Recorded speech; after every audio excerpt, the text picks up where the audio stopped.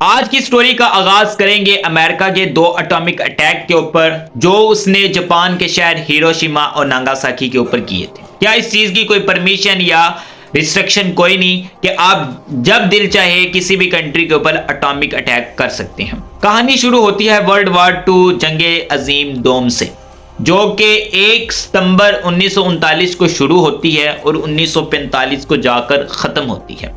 हुआ कुछ यूं कि अमेरिका इस जंग के अंदर इन्वॉल्व नहीं था क्योंकि वो वर्ल्ड वार 1 में बुरी तरह शिकस्त खा चुका था। अब वो नहीं था चाहते वो किसी तरह इस जंग के बीच में आए और ज्यादा नुकसान उठा सके।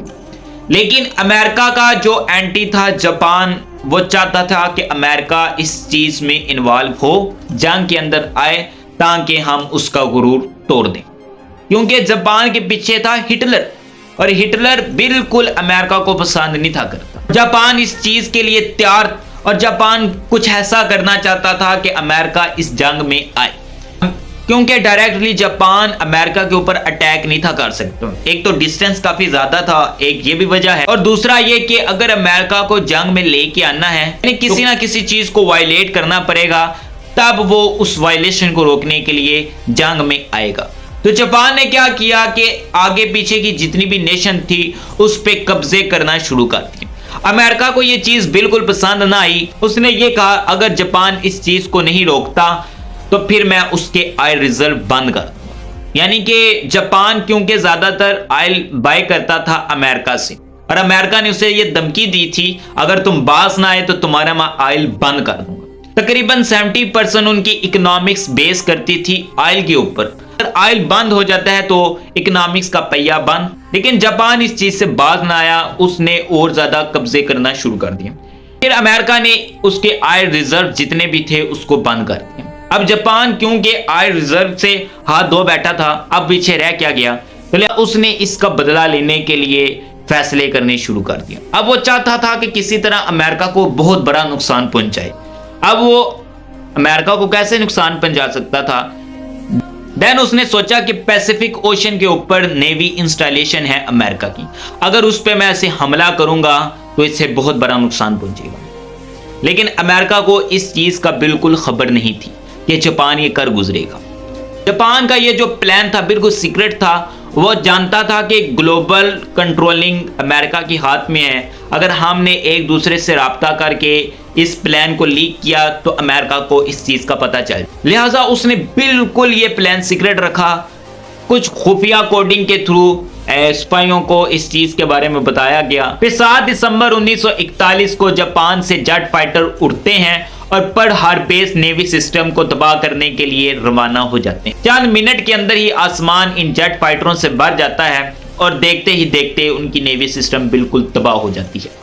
अमेरिका के लिए एक शॉकिंग न्यूज थी और बहुत बड़ा नुकसान था। अमेरिका ने उस वक्त कोई जवाबी हमला ना किया, एक स्टेटमेंट दी कि अब तुम सब्र करो और जंग के लिए तैयार रहो। अमेरिका ने 4 महीने लगाकर उस पर हार्बर नेवी सिस्टम को रिकवर किया। उसके बाद अमेरिका वर्ल्ड वार 2 में शामिल हो गया। पे अब हमले करने शुरू कर दिए। अब अमेरिका ने कहा कि जापान ने हमें बहुत बड़ा नुकसान पहुंचाया। अमेरिका इसका बहुत बड़ा सरप्राइज उन्हें देना चाहता था। 6 अगस्त 1945 को अमेरिका ने फर्स्ट एटॉमिक अटैक हिरोशिमा के ऊपर किया और इस एटॉमिक बॉम्ब का नाम था B-29 बॉम्ब, और ये गिराया गया और बड़े पैमाने पे तबाही हुई। आप ऐसे समझ सकते हैं क़यामत की एक झलक नजर आई। इसके कुछ दिन गुजरने के बाद अमेरिका ने दूसरा एटॉमिक अटैक किया और इस दफा फैट मैन का यूज किया गया। ये दूसरा एटॉमिक नेम है ये भी एटॉमिक बॉम्ब ही है और इसका नाम था फैट मैन, और इसको नागासाकी के ऊपर अटैक किया गया। अमेरिका जापान की बिल्कुल कमर टूट गई इनके हमलों की वजह से। अब जापान के अंदर इतनी सख्त नहीं थी कि अब वो मजीद अमेरिका के साथ लड़ सके, लिहाजा उसने अपनी शिकस्त तस्लीम कर दी और फरमाने अमन लिखा गया। आप खुद अंदाजा लगाएं कि ये 1941 की बात है। उस वक्त का बना हुआ एटम बम था और काफी ज्यादा खतरनाक था। तो आज के दौर में 2024 का बना हुआ एटम बम कितना ज्यादा खतरनाक होगा। इसे मजीद टेक्नोलॉजी को यूज करके और ज्यादा पॉइजन बनाया गया, बहुत ज्यादा ही खतरनाक है। पूरी की पूरी कंट्री को ये अपने साथ निगल लेते हैं, बल्कि हाल उस कंट्री को नहीं, आगे पीछे की काफी कंट्रीज को भी वो साथ तबाह करते हैं। लेकिन आज आप देख सकते हैं कि जापान दोबारा उसने उरूज हासिल कर लिया। तो ये कैसे पॉसिबल हुआ? कहा जाता है कि जापान जो था, जब ये एटॉमिक वॉर शुरू होगी अमेरिका के साथ उसकी, तो डिसाइड ये किया गया कि जितने भी स्किल पर्सन या असातिज़ा टीचर हजरात हैं उन्हें छुपा दिया जाए, महफूज मकामात के ऊपर ले जाया जाए, उनकी जानें बचाई जाए। हम लोग चले भी जाएं या हम लोग मार भी जाएं तो कोई मसला नहीं, लेकिन इन लोगों का बचना बहुत ज़रूरी है। इन्होंने दोबारा आने वाली नेशन को खड़ा करना है, इन्होंने अपनी कंट्री को दोबारा स्टेबल बनाना है, लिहाजा इनका बचना बहुत ज़रूरी है। कहा जाता है कि फिर दोबारा उन्होंने स्ट्रगल शुरू कर दी।